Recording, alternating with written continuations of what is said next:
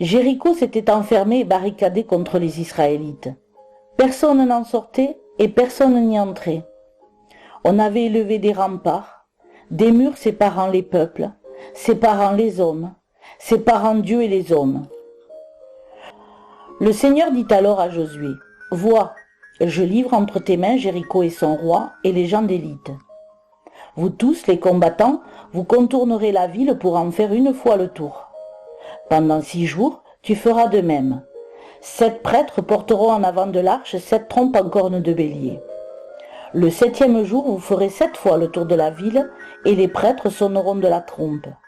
Lorsque la corne de bélier retentira, quand vous entendrez le son de la trompe, tout le peuple poussera un grand cri de guerre, et le rempart de la ville s'écroulera sur place. Alors, le peuple montera, chacun droit devant soi. » Josué, fils de Nun, fit ce que le Seigneur avait dit.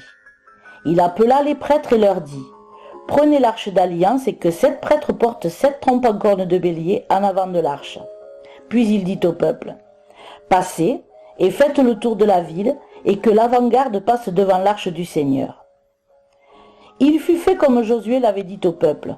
7 prêtres portant les 7 trompes en cordes de bélier devant le Seigneur Dieu passèrent et sonnèrent de la trompe. L'arche de l'alliance du Seigneur venait après eux. Au devant de cette procession, l'avant-garde précédait les prêtres, qui sonnaient de la trompe, et l'arrière-garde venait après l'arche. On allait, et l'on sonnait de la trompe. Au peuple, Josué avait donné l'ordre suivant. « Ne criez pas et ne faites pas entendre votre voix, qu'il ne sorte pas un mot de votre bouche, jusqu'au jour où je vous dirai, poussez le cri de guerre. Alors vous pousserez le cri de guerre. » Il fit faire à l'arche du Seigneur le tour de la ville, en la contournant une fois, puis on rentra au camp, où l'on passa la nuit.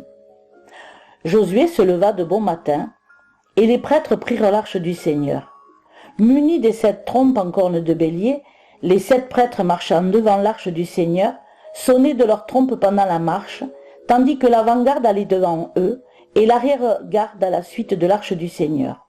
On défilait au son de la trompe. Le second jour, on fit le tour de la ville une fois, et l'on rentra au camp. C'est ainsi que l'on fit pendant 6 jours. Le 7e jour s'étant levé dès l'aurore, ils firent le tour de la ville selon le même rite. C'est seulement ce jour-là qu'on fit 7 fois le tour de la ville. La 7e fois, les prêtres sonnèrent de la trompe et Josué dit au peuple, « Poussez le cri de guerre, car le Seigneur vous a livré la ville. La ville avec tout ce qui s'y trouve sera vouée par anathème au Seigneur, c'est-à-dire le butin du vainqueur vous est interdit.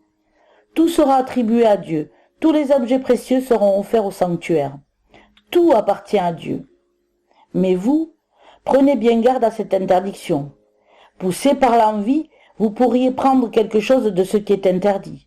Attention, cela porterait malheur à tout le peuple. L'argent, l'or et les objets de bronze et de fer, tout cela sera consacré au Seigneur. Cela entrera dans le trésor du Seigneur. On laissera la vie sauve uniquement à Rahab la femme et à tout ce qui se trouve dans sa maison, car elle a caché nos espions. » Quand il entendit le son de la trompe, le peuple poussa un grand cri de guerre et le rempart s'écroula sur place. Aussitôt, le peuple monta vers la ville, chacun devant soi, et ils s'emparèrent de la ville. On brûla la ville et tout ce qu'elle contenait, sauf l'argent, l'or et les objets de bronze et de fer qu'on livra au trésor de la maison du Seigneur. En ce temps-là, Josué fit prononcer ce serment. « Maudit soit devant le Seigneur l'homme qui se lèvera pour rebâtir cette ville, Jéricho. »